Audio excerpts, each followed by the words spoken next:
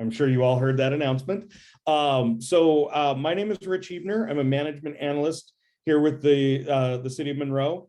I introduced Ms. Hassard a moment ago, and she waved at everyone. I'm joined this evening also by Mr. Greg Pyland from the Finance Department, and we'll be going over the eligible uses and classifications for American Rescue Plan Act applicants. Mr. Pyland will be doing that presentation, and then I will be speaking on the application process at the end of that presentation, or at the end of our presentation this evening. So I'll turn it over to Mr. Pyland in just a moment. As I mentioned, please absolutely feel free to use the Q&A function as we go through the presentation this evening. We will be hosting a second workshop on March 28th for applicants that have questions and would like to discuss with us in a community format.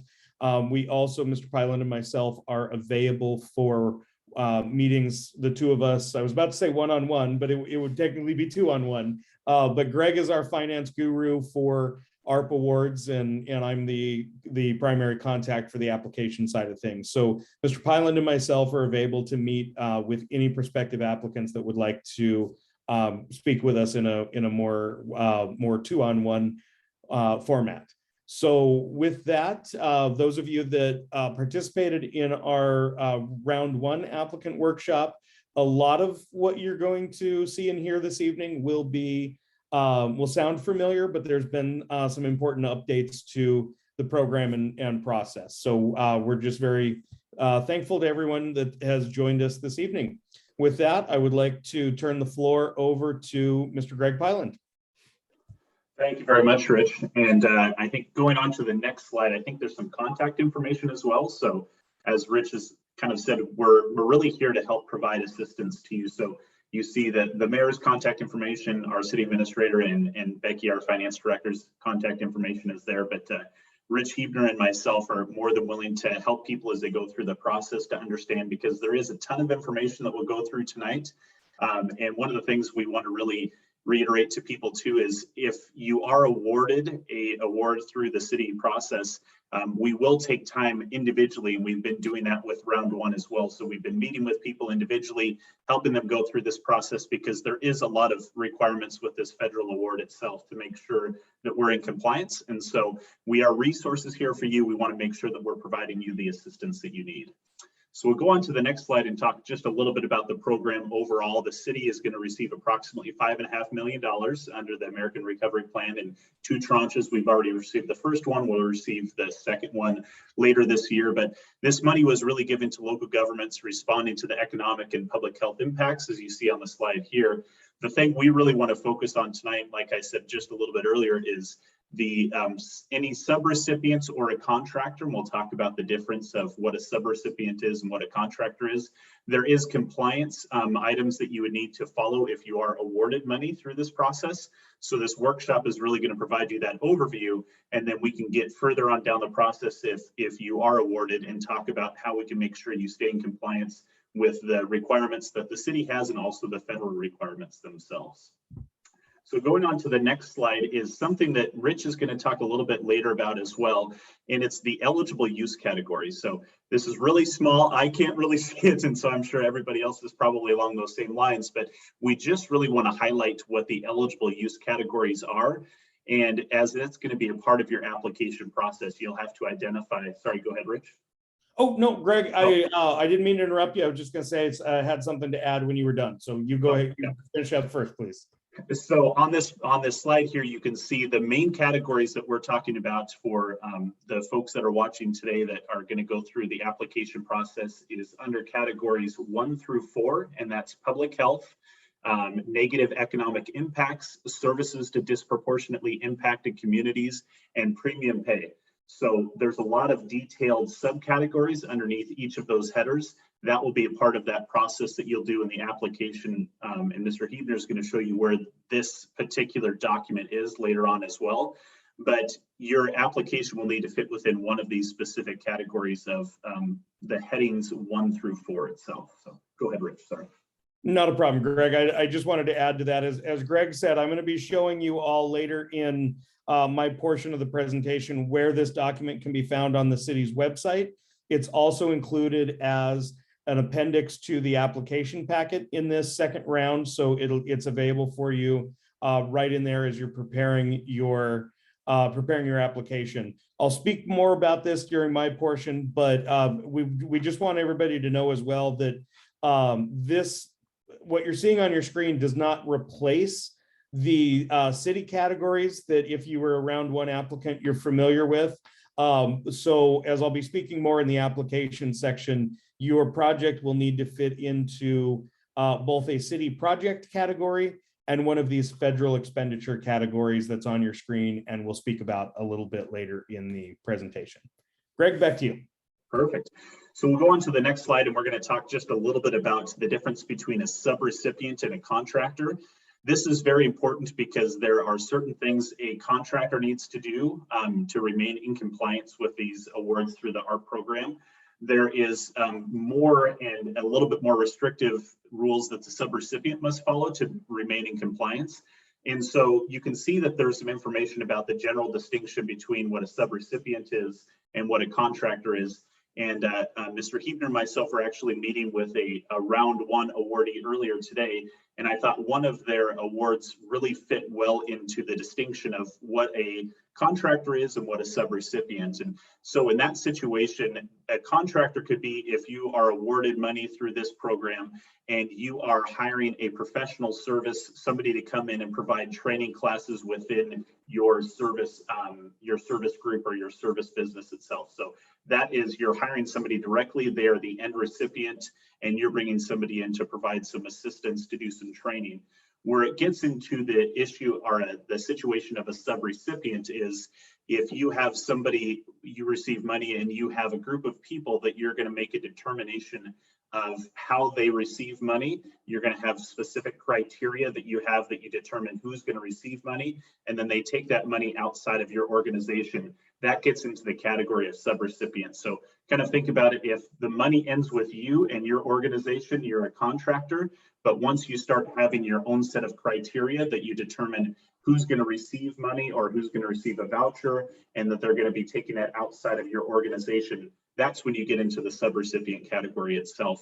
And we'll talk a little bit about the difference as far as what's required for the contractor and what's required for the subrecipient.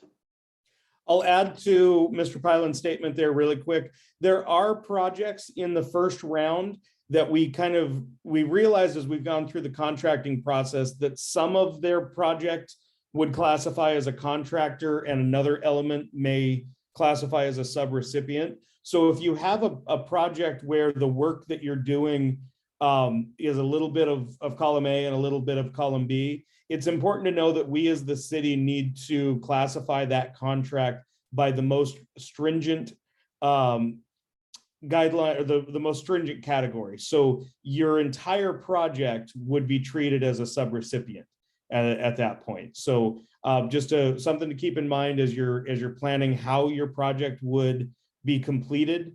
If it falls into both categories, it has to be treated as one and would be a subrecipient in that case. And I think this is one of the areas too that there was a lot of general discussion around in the first round as far as who's a subrecipient and who's a contractor. And so we go through and make that determination of those who are awarded money through the ARP program itself.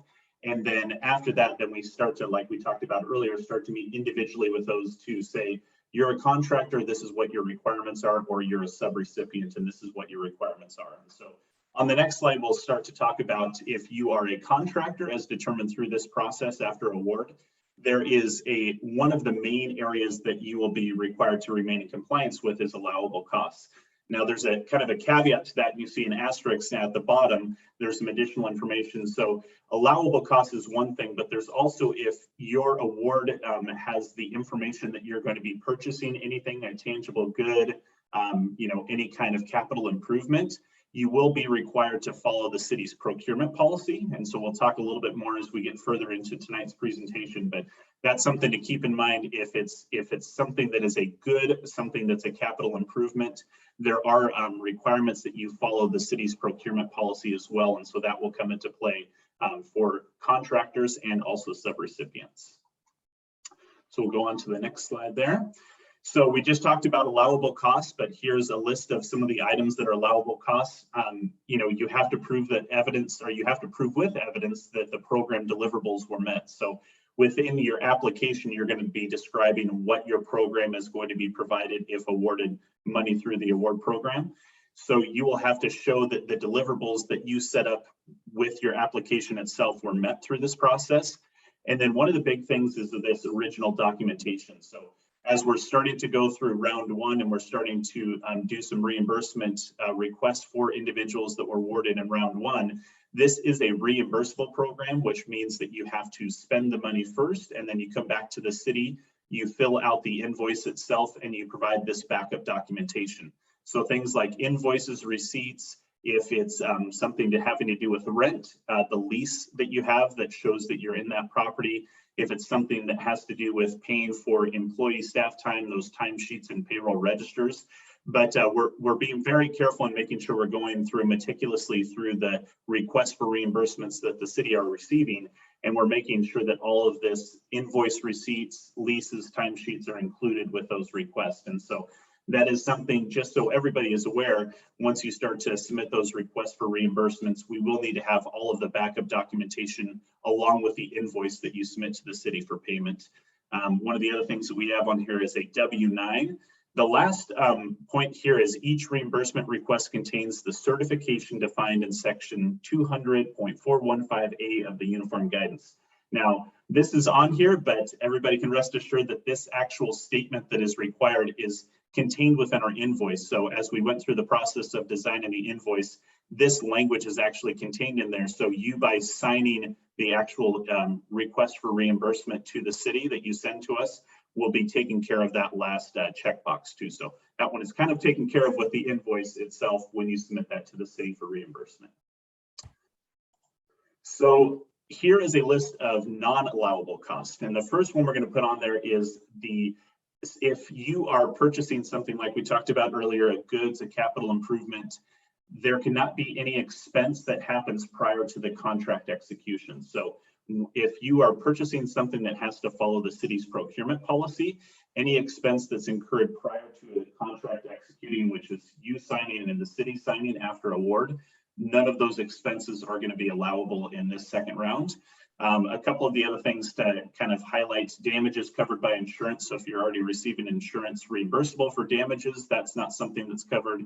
Charitable or political contributions, the capital expenditures outside of pre-approved improvements to enable social distancing, enhance cleaning efforts. So there's a lot of items of non-allowable cost. We just want to be able to put that out there and show people this is something that we would go through if you are awarded as well. Go through that process to determine, okay, here is what your budget is, here's what you'd like to spend it on, and we'd identify and make sure that nothing on there is included as a non-allowable cost for this federal award itself.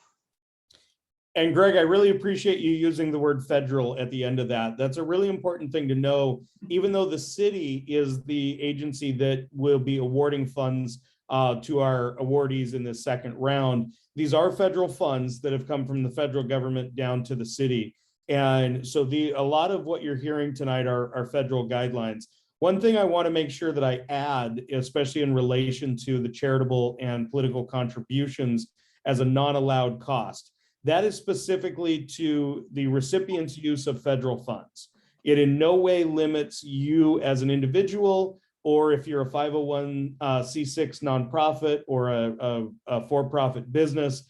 Receipt of these funds alone does not prohibit you from continuing to use your personal or business funds for those activities. There's a federal law known as the Hatch Act that simply says those cannot be done with federal funds. So if your organization participates in charitable or political donations, you would just need to keep a very good accounting of how you used federal funds and be able to demonstrate that these federal funds were not used, these funds specifically were not used for those activities.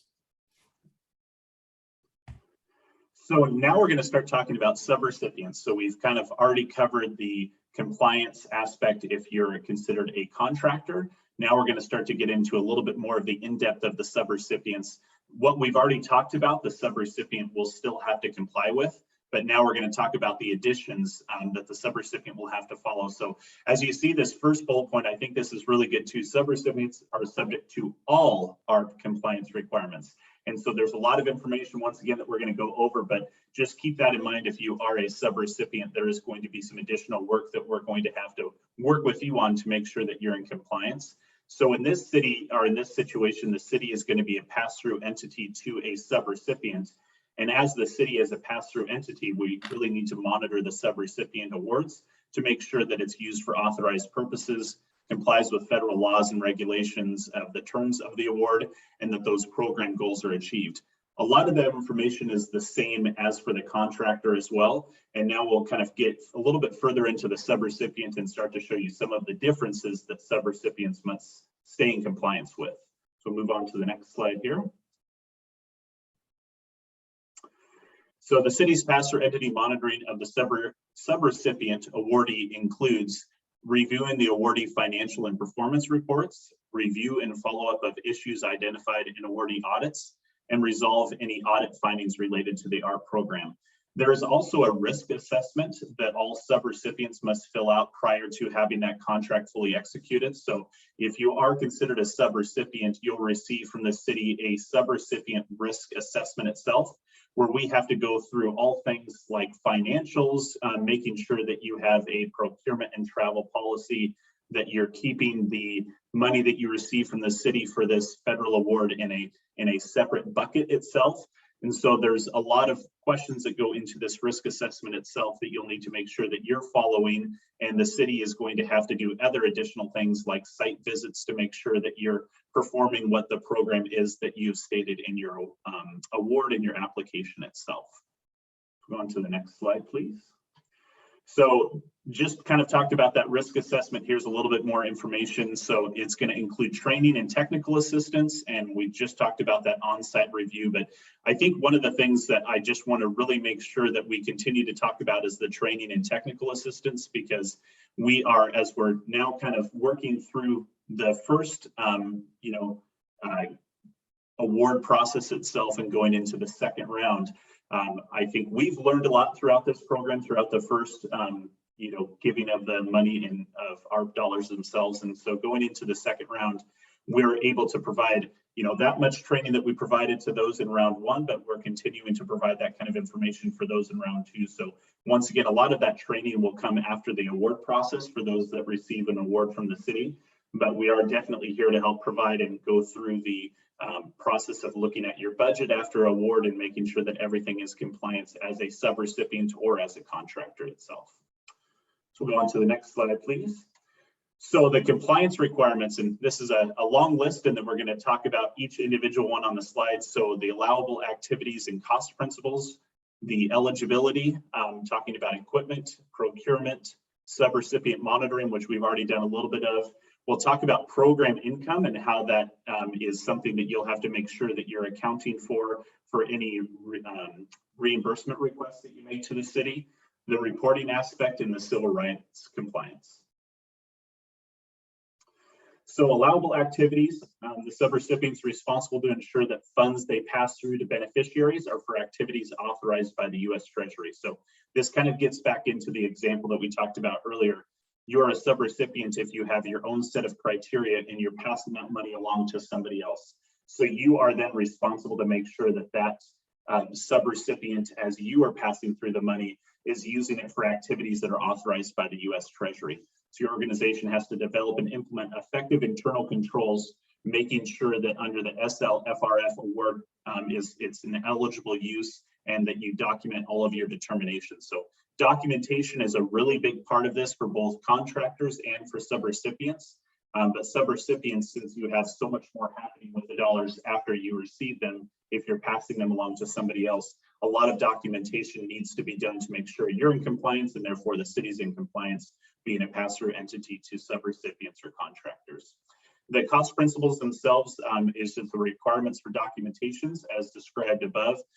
Contractors, however, the subrecipient is also responsible for obtaining and verifying adequate supporting document for costs they have passed through to beneficiaries. So if your award involves reimbursement to a private business for assistance with rent, mortgage, or utilities, the business will be required to provide documentation these amounts were paid, mortgages, a utility statement. So in this kind of example, if you are providing grants to additional people to be able to pay for their utilities, to pay for their rent, or pay for their mortgage, you will have to get a copy of not only their bill itself, but also showing that the money was received on the other end, that it was actually paid. So that's an important aspect of the cost principle and kind of gets back into that documentation aspect we just talked about moments ago.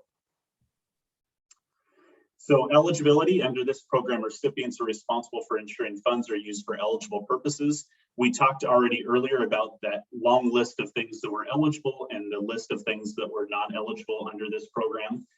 So just a big thing to make sure that you're looking over this presentation, maybe after the fact, looking through some of the documentation that Rich is going to talk about on the city's website, but there is items that are not eligible under this program. You want to make sure that those are not items that are included in your application itself and in your request. The recipients, though, must develop and implement policies and procedures, record retention to determine and monitor implementation of criteria to determine the eligibility of beneficiaries. So that once again gets into the discussion of the subrecipients. You want to make sure that the criteria that you're holding people to and how you're giving out the money that you receive through the award is an eligible use and that people are using it for an eligible use as well. Oops, I clicked on the wrong screen. My apologies. There you go, Greg. No problem. So this talks a little bit more about the equipment itself. So purchase of equipment with SLFRF funds must be consistent with Uniform Guidance 2 CFR Part 200 Subpart D.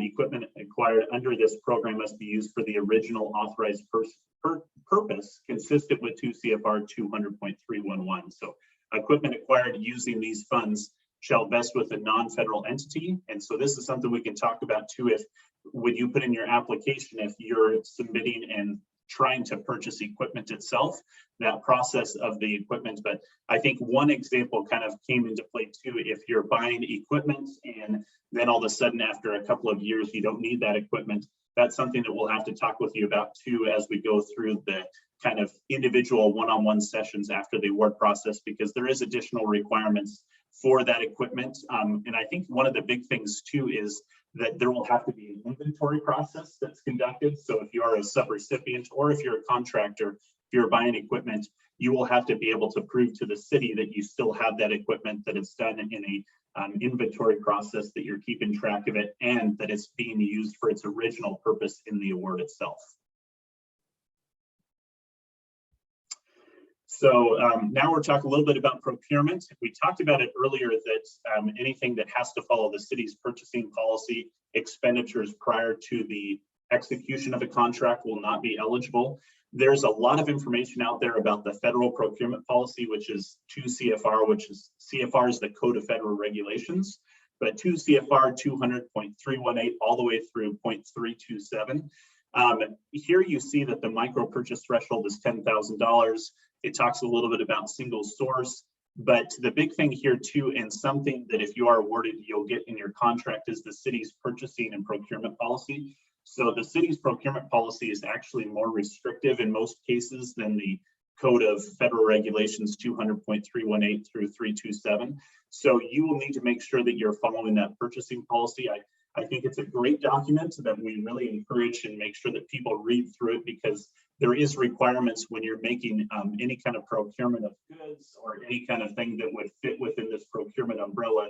You need to make sure that you're following, and that's part of the reason why for this next round, that anything that is needing to follow the procurement policy will have to happen after the fact. And once again, just kind of a repetitive, throw out there that we are here to help you with that procurement process too. But that is a big one that I think a lot of people are not used to doing. They might do a little bit of research and say, oh, hey, I reached out to this person and then I looked online and it looks like this is a better price.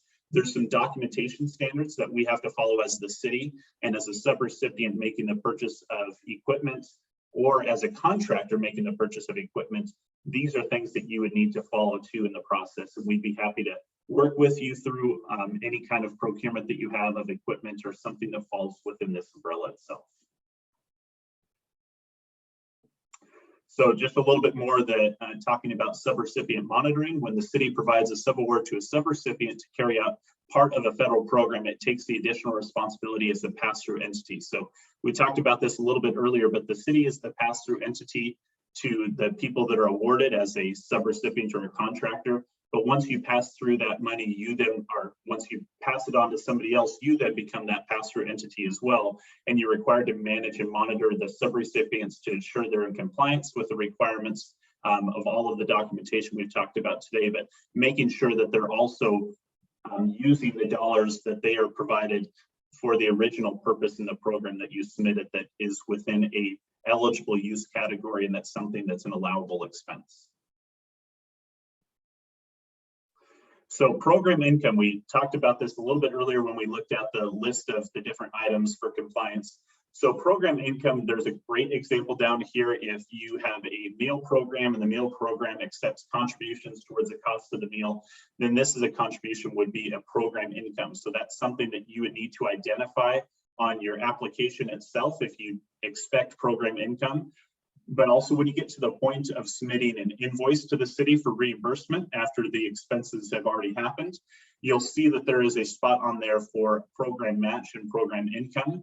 You'll need to identify any program income that you received as part of doing the program that you're applying for, and that will be deducted out of the amount that's reimbursed. So the program income is something that you should be aware of as you're going through the application process. And if that is something that you receive as part of the program that you're applying for funds for, you'll need to know that that will have to be reported out to the city when you submit your invoice, and also through the application process itself in the beginning of the program.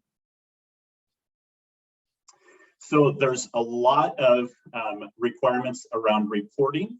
This is something that the city will be doing, but we also need all of the people that are receiving awards through our program itself to be able to provide this information to us. So as a subrecipient, and you then become the pass-through entity and you're passing it through to other recipients, there is required reporting, and you see kind of the thresholds here: not started, completed less than 50%, completed greater than 50%, and completed. For me, this really kind of goes back to what we talked about earlier, is the documentation aspect.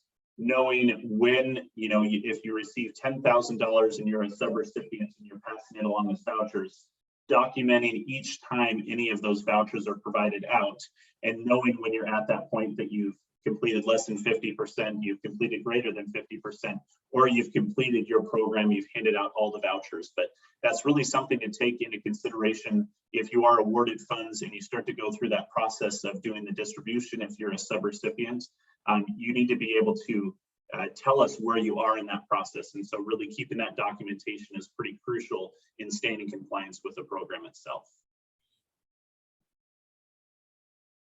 There's a ton of information on this slide. It's and I know that Mr. Huebner is going to talk about that this slide will be, the whole slide deck will be available on the website as well. But just to let you know that a part of the contract that you would sign with the city is going to make sure that you are in compliance with all the civil rights acts that you see in front of you. So there's many that are included on the screen, but that was something important, and it's something that's a requirement to make sure that we have in all of the contracts. And you as a subrecipient or you as a contractor will be required to follow all the civil rights that you see on this page. And once again, it'll be included in your contract as well. So conflict of interest, we talked about for subrecipients that there is the risk assessment process that we will go through. One of them is making sure that you have a conflict of interest policy within your organization. So making sure that you understand and you agree that you must maintain a conflict of interest policy consistent with the Code of Federal Regulations 200.318, making sure that such conflict of interest is not applicable, and then each activity funded under the award is in compliance with that conflict of interest policy. Recipients and subrecipients must disclose in writing to Treasury or the pass-through entity as appropriate any potential conflict of interest affecting the award funds in accordance with that Code of Federal Regulations itself.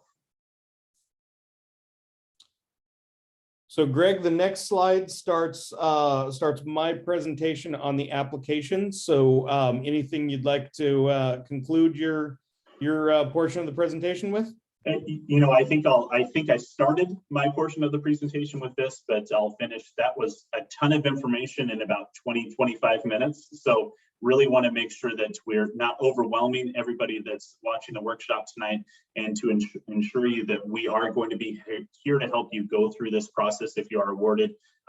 As I spoke earlier, Ms. Hassert, Mr. Hebner, and myself met individually with people that were awarded funds. We helped answer questions and we helped them go through the process as we are working towards the contract execution. So it's great information to have. We hope that people are kind of reading through this, and also we'll go back and look at the PowerPoint slide deck as well. But please rest assured that we are going to be here to help, and we're going to help you through, because it's really important for you to remain in compliance, and it's very important for the city to remain in compliance as well.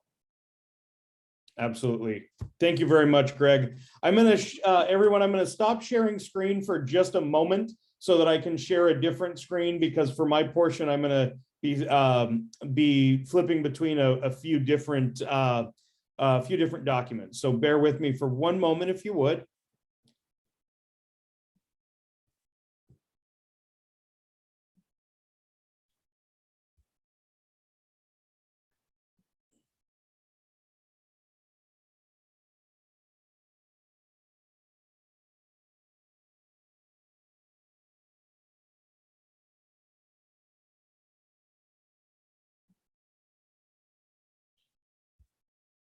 Greg, if you would, can you, nope, I can see the message. So I need to, 1 second. I shared only the document and not the screen. 1 second.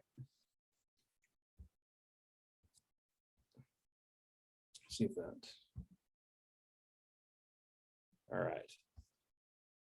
So Greg, do me a favor really quick. Give me a thumbs up if you see it scroll from one to the other. We see your, right now we see your desktop, Rich. Interesting. Okay. I'm not used to technical difficulty like this. Sorry about this, everyone. 1 second. It should, I don't know why it's not letting me jump between.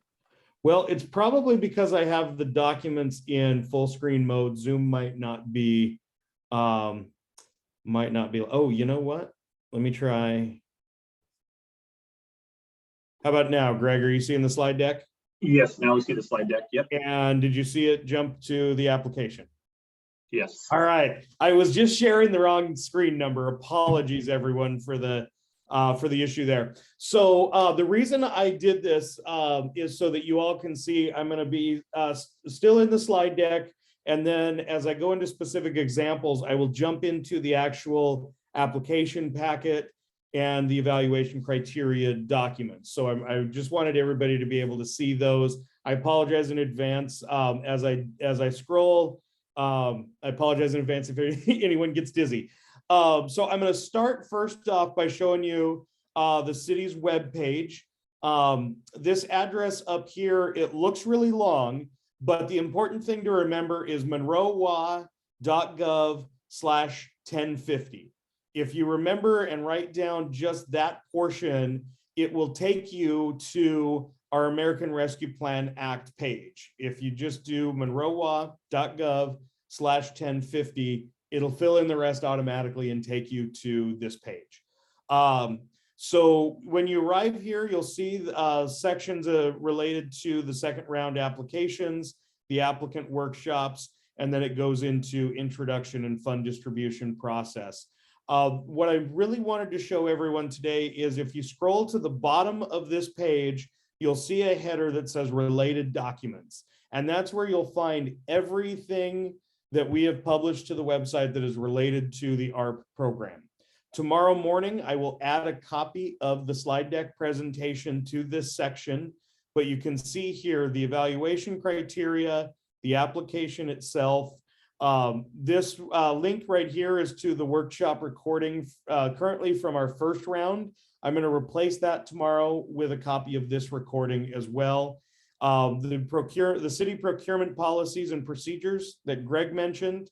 Here is also where you'll find the federal expenditure categories that we've discussed tonight. and we'll discuss a little bit in further detail as we talk about the application. Greg also mentioned the federal procurement guidelines, which are CFR 200, 2 CFR 200, sections 317 through, I'm going to scroll down to the last one really quick, through that's an appendix, through section 320. I think it's 337. 327. Thank you. So 327 here, you can see each section is titled at the top of the page. So we do have those federal procurement policies here available on the website as well. And then Greg also mentioned earlier a W-9. We have a fillable W-9 file there available under related documents as well. So you should be able to find all the documentation and information you need to complete your application on the city website at monroewa.gov/1050. With that, I'm going to jump back first to the slide deck. Some information about the application before you begin. We do have the document available as a fillable PDF form, and you have the option to utilize that or to download the document and fill it out by hand. If you decide to do it as a fillable PDF, and I cannot emphasize this enough, download the application first. There's a couple reasons for that. First off, you can't save it online. You would have to complete the entirety filling in the application while the window is open, and save it and print it if you want to at that time. So the easiest thing will be to download the application to your local computer. You can then fill it out as your time allows. The other limitation about the application in the web browser format is that it doesn't show you the required boxes. So here is the application in Adobe as a fillable PDF. You can see the first 3 boxes are the Monroe project categories, and those are where you would pick one. However, as you come down to the bottom, where you tell us what federal expenditure category your project aligns with, that's where you see a red box around the fillable space. That red box indicates a required box. You has to have something filled in order to be complete. That functionality is not available if you open the application in an internet browser. So when you come to the website at monroewa.gov/1050, you scroll down to related documents, you click on the link to the application, it's going to open in an internet browser. So when you open it here on an internet screen, as you can see, again, there's no red box telling you that that's required. Up here in the upper right, there's an arrow pointed downward. If you hover over it, you can see where it says download. Just click on that button. When you do that, it'll open up this screen asking you where do you want to save it. Go ahead and save it to your local computer and then begin filling it out at that time. Jumping back to the slide. So those are the 2 recommendations on how to handle the application before you begin. Some general information as you go through the application packet, you'll see the word project a lot. That word project is simply an all-encompassing phrase that is what you as the applicant intend to use ARP funds for. A lot of our prospective applicants in round 1 heard the word project and thought that, man, we've got to complete something. We've got this project we got to do. And they thought, well, if I'm applying for funds to help make up revenue loss, that's not a project. That is not the case. The word project, as I mentioned, means whatever you as the applicant intend to use ARP funds for. There's also a section in the application that asks you as the applicant to tell us about any partners or partnerships that you have that would be engaged with you on this project. Those terms, partner and partnership, can represent any business or nonprofit agency that is participating in the project other than you, the primary applicant. A partnership is not required in order to be an eligible ARP applicant, but if you do have partners involved, we do want to hear about them. As Greg said earlier, that really a lot of that comes down to the city's monitoring requirements. And then something new for this second round, we're asking one application per project. We had a few applications in the first round that had multiple projects that the applicant wanted to complete, and they were all included on one application. That makes it very difficult for the review committees, especially when different parts of the project could have been could fall under different city project categories or federal expenditure categories. So as we've learned more about those federal expenditure categories and how we classify the projects, we're asking in this second round for one application per project. Going on to the next slide here, ARP application required steps. Here's where I'm going to give some information off the slide and then jump to the application itself. So looking at page 1, again, I showed that a moment ago. That's where you fill in your city project category and your federal expenditure category. Again, that document is available at monroewa.gov/1050. It's also been included this round as an appendix to the city's application. So that would begin on page 15 of the application packet. You'll see those expenditure categories. The blue headers are the primary focus, and then Greg mentioned earlier the specific subcategories underneath. So as I jump back to page 1 of the application, we ask you to tell us which one of the 3 city categories does your project fall under. You'll notice now that there is a description of that category itself. We also give some examples. These examples are not all encompassing, but we include them to hopefully help the applicant have a better idea of which of the city categories their project aligns with. So as I put here in yellow on the application, please initial which of the 3 categories from the city side that your application aligns with. And then down here under the Department of the Treasury, that's where the federal expenditure categories come into play. We ask you to review that list of federal expenditure categories and type into the box here which one you align with. So specifically, we ask for not just subsection 1, for example, but if you are looking at providing for personal protective equipment for example, if you're a business owner and you want to purchase PPE for your employees, then your project would fall under 1.5. So we're looking for point number as a fill-in on page 1 of the application. Going back to the slide, for both page 2 and page 3, those are certifications and a checklist. We ask that you insert your initials affirming all statements on page 2 and page 3. And then page 3 is where the signature information would be. So a printed name, a title, a date, and a signature. So again, on page 3, we ask that you initial to affirm all statements, sign and date the application. Those are required to be completed in order for the application to be eligible.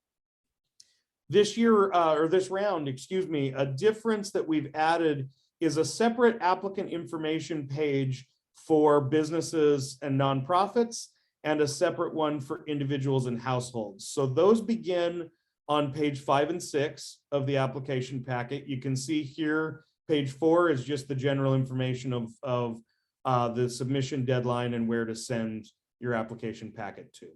So as we jump into page 5, you can see here, this is applicant information for a business or nonprofit organization.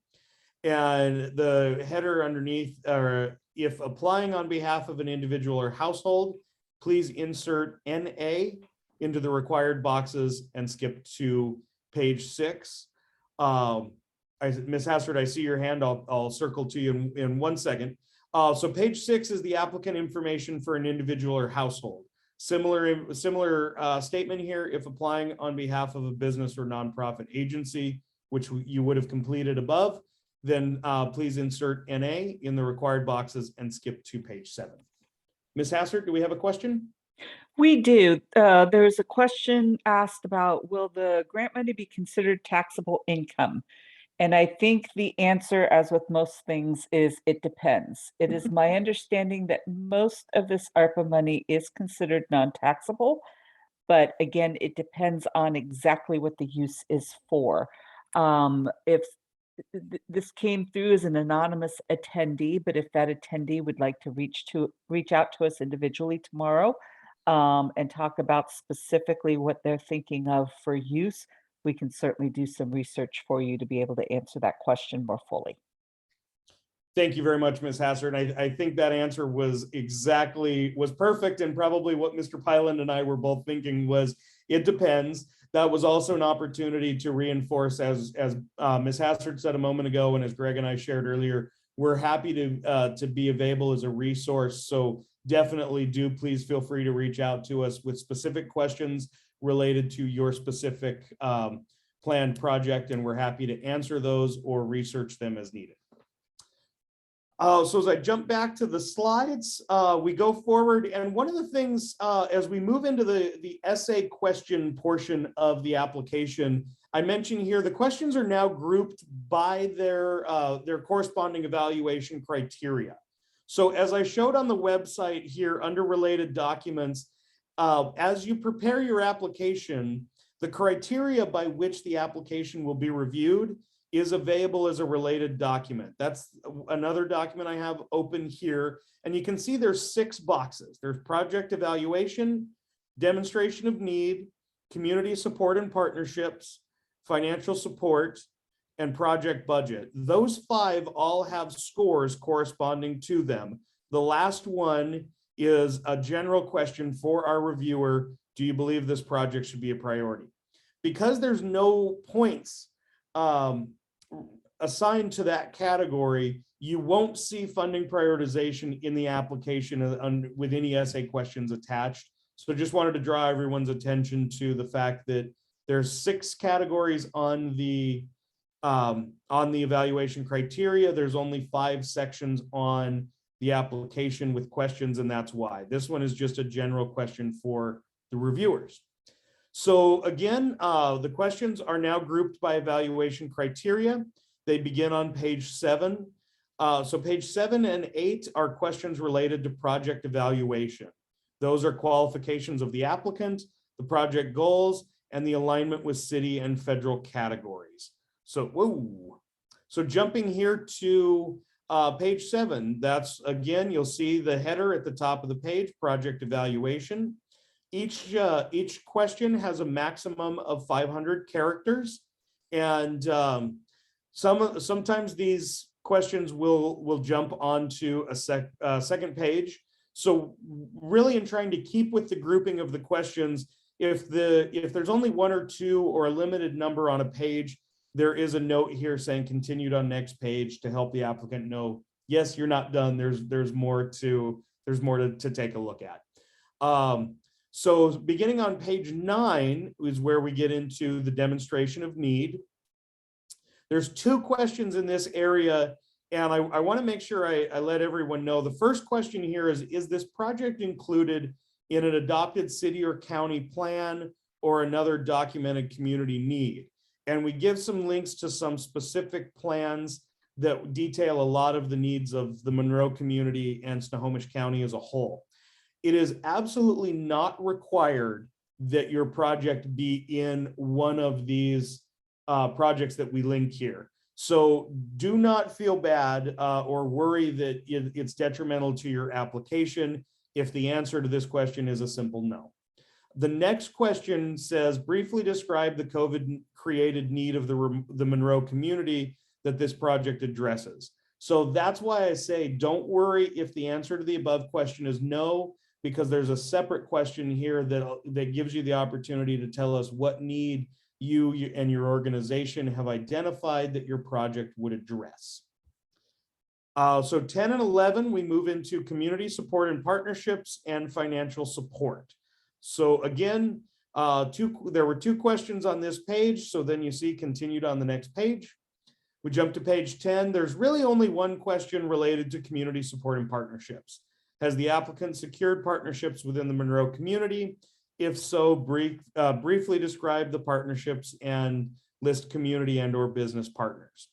And then jumping into financial support, these questions relate to any non-city funding sources that you as the applicant may have.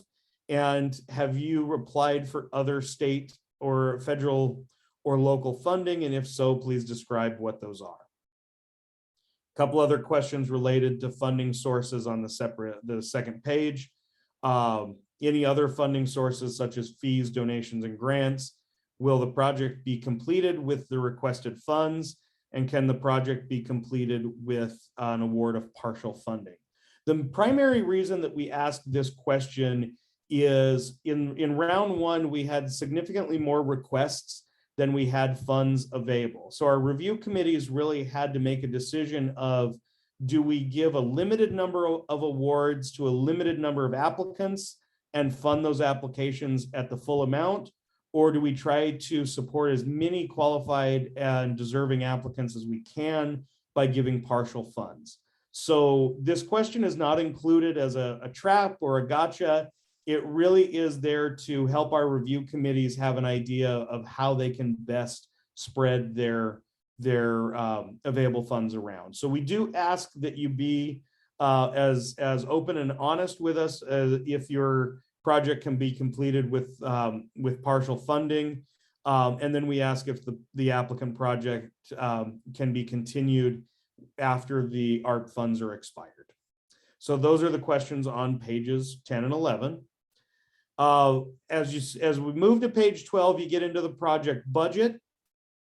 You'll see here that there's a category for match, and there's subcategories under that for both cash and in kind. The important thing to know, first off, there is no minimum match required to be an eligible project. There's no requirement for a match at all. But as Mr. Pylan mentioned earlier, program revenue has to be deducted from your award.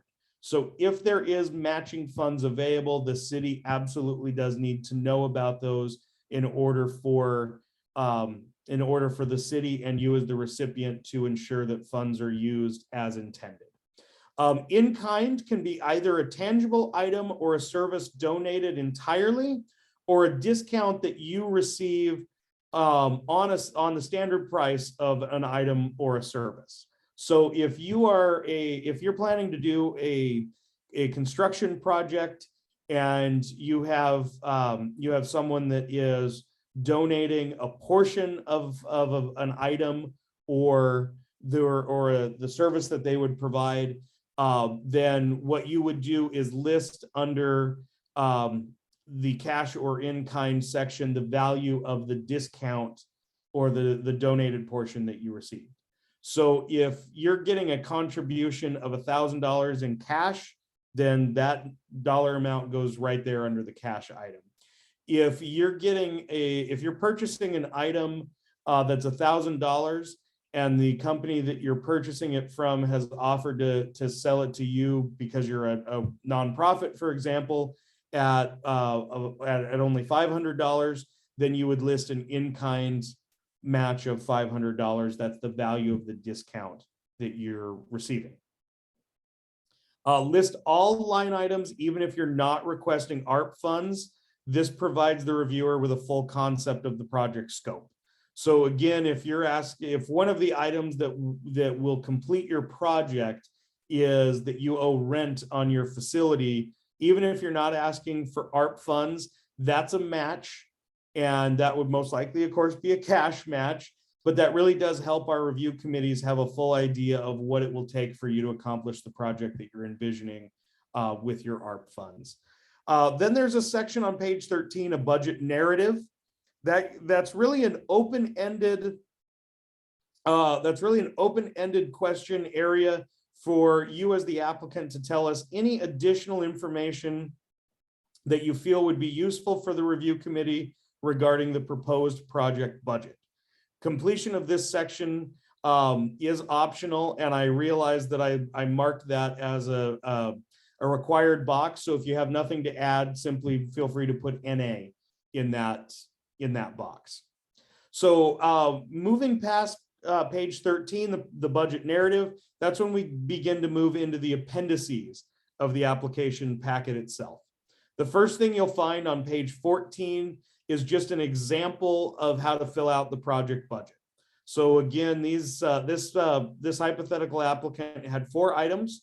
One of them was they needed to hire some personnel.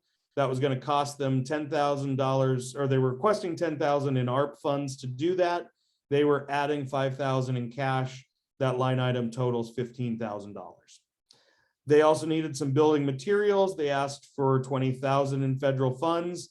They're adding $5,000 in cash, and they're getting an in-kind match of some form, a donation or a discount, as we discussed earlier, potentially of another $5,000, $30,000 total. Again, I mentioned fill out any line items, even if you don't have a match. So rent, for example, that's an all cash line item. The total matches what is being asked for in ARP funds. And then advertising and marketing, they're asking for $5,000 in ARP funds. And the agency that they're planning on advertising to, perhaps in this case, they're a nonprofit, and the organization they're advertising with is giving them some free matching advertising of valued at $2,500. So that just gives you, again, an idea of how to fill in that project budget. As I note here, there's nothing required of the applicant on this page. This is a for your information only attachment. So as I mentioned earlier, pages 15 and 16 are the list of federal expenditure categories. That's for your use in completing the Department of the Treasury question on page 1, which we discussed earlier in this section. And then, as Mr. Pylan mentioned earlier, a W-9 form is required for the city to have on file for any recipients of city funds, including federal funds passed through by the city. So page 17 of the application packet is a W-9 form. You have the option as the applicant to provide that with your application. This would speed up the contracting process if you're awarded, but you can also wait and give that form to the city if you're awarded funds, if you choose to go that route. So moving on quickly, we will be scheduling a workshop in July specifically for awardees to review the contracting process in further detail. We will be happy to discuss the insurance requirements again in further detail at that time.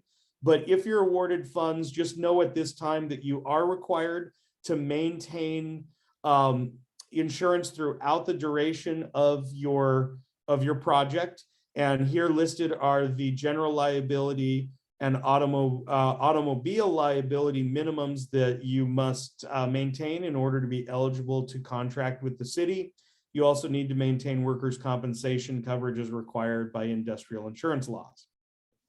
So what documents will the city require to demonstrate your insurance? We'll need a certificate of insurance demonstrating coverage in the above detailed limits or higher. And we will also need an additional insured endorsement that expressly extends coverage to the city of Monroe. Depending on your insurance provider, those documents come in sometimes a little bit varying degrees of how they word the additional insured endorsement. It can specifically list the city, which requires this phrase or something similar. It can also be a general endorsement that extends the coverage when required by written contract. So we would encourage you as an applicant to request an additional insured endorsement from your insurance agent. You can provide that to the city and we can look through it and let you know if it meets our city requirements. So again, the next couple of slides, just examples of those documents I just described. This is a general example of what a certificate of liability insurance looks like. And then I have 2 examples of that additional insured endorsement. So this is one that designates a person or organization. So that wording that I mentioned, the city of Monroe, its employees, officers, agents, so forth, that would go here in this box. If you're getting a more general additional insured endorsement. Here's one that says, here lists section A, who is an insured, and it mentions that the insurance is amended to include as an additional insured any organization when required by written contracts. So you can use a general additional insured endorsement like this example here. Rich, can I add on one quick thing too to the insurance? Greg. And would you mind going back to the certificate of insurance itself? Yeah. So just one thing, and you know, Rich was talking about the ability to speed up like the contracting process with the W-9. When you get to the point, if you're awarded funds and you get to the reimbursement request aspect, one thing to keep in mind is these insurance policies typically have a year expiration date. So one thing that we're checking as we're going through this process, because these funds can be expended through a date in 2024, October of 2024. And so one thing to keep in mind is that we won't be able to do a reimbursement of a request that's sent to us if the insurance is expired. So if you get to that point and you're starting to send the city the insurance, you can ask your insurance provider to add us as an automatic renewal. So unless you change insurance providers, we will get that automatic renewal sent to the city once your policy is expiring to make sure we can continue to pay those reimbursement requests that you submit. Great point, Greg. Thank you very much. And Greg mentioned a second ago, my comment earlier about speeding up the contracting process. I would just mention, and I'll jump to the web page here to show you the timeline that we have set out. There it is. Jumped over it a second ago. My apologies. So your applications will be due by April 15th. The city will then review those to make sure that they all are eligible uses. And those would then be distributed to our review committees by April 25th. The committees will have 4 weeks to review and compile their individual recommendations. Those would be completed by May 20th. We'll then schedule meetings with our review committees. They'll finalize their awards recommendations by June 10th, and those will go to the city council for their approval on June 28th. Greg and I will be in contact with our applicants at these steps to let them know around June 10th, you've been recommended for an award. This is now going to city council for their approval. We will confirm with you after city council issues their approval that the award is indeed moving forward. Once you receive notification from us that the award is moving forward, we will begin the contracting process shortly thereafter. You can feel free to request that insurance documentation anytime after the city council officially approves the award. Then that way you'll have your insurance in place by the time you receive a contract from us for your review. And again, that'll speed up the official execution of the contract itself. Greg, anything else on insurance? I think you got it. Thank you. Thank you.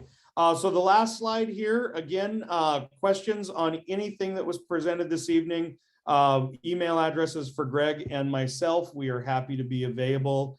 Again, as I mentioned, this slide deck will be up on the website tomorrow. There's 2 last slides. Number 1 is a definition section for some of the terms that you've heard Greg and I talk about this evening. And then Appendix 2 is links to some external resources that may be helpful for you as you prepare your applications. So with that, that concludes the presentation from Greg and I, and we are available if there are any questions from our attendees this evening.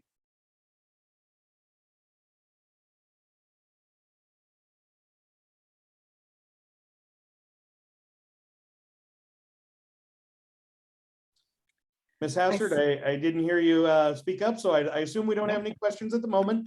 There are no further questions at this time. Thank you very much. I'll just mention to our attendees, I am one of those people that often thinks of a question, 15, 20 minutes after the interaction where that question would have been relevant had ended. So if that happens to you later this evening, tomorrow, or anytime in the future as you're preparing your application, just one last mention again, Greg, Becky, myself, we are happy to be available.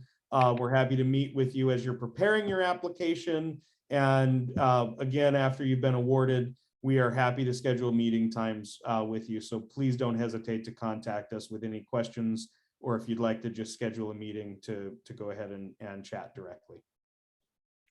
Mr. Hebner, we do have one hand up. I Oh, don't know very if you good. want to allow the person to speak. Yeah, I've got the participation panel open, so I will just go ahead and allow that person to speak. Connie, if you'll, I saw you took yourself off mute. Go ahead. Okay. Could you elaborate a little bit more on the city's procurement policy and where I can find more information about that? I'm gonna have Greg speak to that question, Connie. But again, if you go to monroewa.gov/1050 under the related documents at the bottom of the page, you'll see city procurement policies and procedures. That's one of the documents there, and that should take you. I'll just go ahead and click on it while I'm still sharing the screen. That'll open up this document, and that will be all the policies that you'll need to follow. But I'll defer to Greg and Becky for any additional comments on that policy. Okay. I would just add to that once again, I think it's a great document that's out there. Mr. Hebner just showed you where it's located on the site, but what it does is it goes over the purchasing and procurement policies that the city has to abide by. And once again, as we kind of talked about earlier, the city's restrictions on the purchasing policy is more restrictive than the federal government. So we have to make sure we're abiding by the city's procurement policy itself. And so it talks about different categories. If you're purchasing goods, if you're purchasing professional services, if you're doing capital improvements, it's broken out by those types of categories. So capital improvements you'll see under public works, but it's broken out by those kind of categories, and it explains how you would go about procuring those kind of things. So for I think a good example might be if you are purchasing some sort of good, some sort of tangible item, and you knew that you were going to put on your application it was $10,000.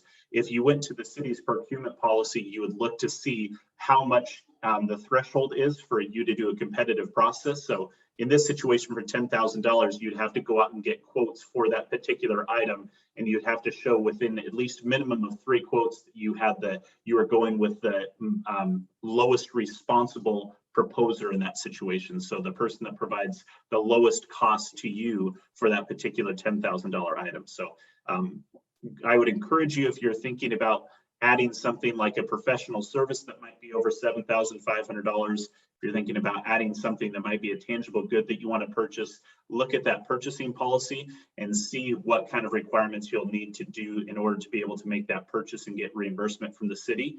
But I would say too that there's a lot of information in here that I think is really good. If you get confused by any of it, please reach out to us, but also know that that was part of what we discussed earlier too, saying that no purchases are allowed if you have to follow the purchasing policy prior to contract execution. So when we meet one-on-one with individuals, we'll go over the purchasing aspects themselves as well. Okay, thank you. And one thing I would just add to what Greg said a second ago, he mentioned needing to get quotes. We always encourage any contractor or recipient of city funds that needs to do a quote process, whenever possible, reach out to prospective vendors in a written manner, email, kind of specifically to that, and ask them for a quote for the service or the product that you need, and ask them to reply by a specific date, and be reasonable on that. Give them a week to 10 days, for example. And then if you don't receive a response from them, sometimes you'll receive a quote. Sometimes they'll respond and say, we aren't able to fulfill your request. But if they don't reply at all, as long as you have in there a written request and a date for them to please respond by, if they choose not to respond at all, that lack of response can be inferred as their response saying we cannot fulfill your request. So we definitely encourage individuals that need to seek quotes to do that in a written manner whenever possible. Connie, anything else on your question there? No, not at the moment. Thank you. Thank you. So I'll ask one last time for any questions, either in the Q&A box or any raised hands with additional questions. I have nothing in the Q&A. Thank you, Ms. Hassert. Well, thank you very much, everyone, for being with us this evening. I'm going to go ahead and turn off the stop screen, and I'll just end by again saying, please know we are here to be resources for you as you consider your applications for ARP funding. With that, we'll go ahead and end the webinar this evening. Thank you all for being with us this evening, and have a wonderful rest of your evening.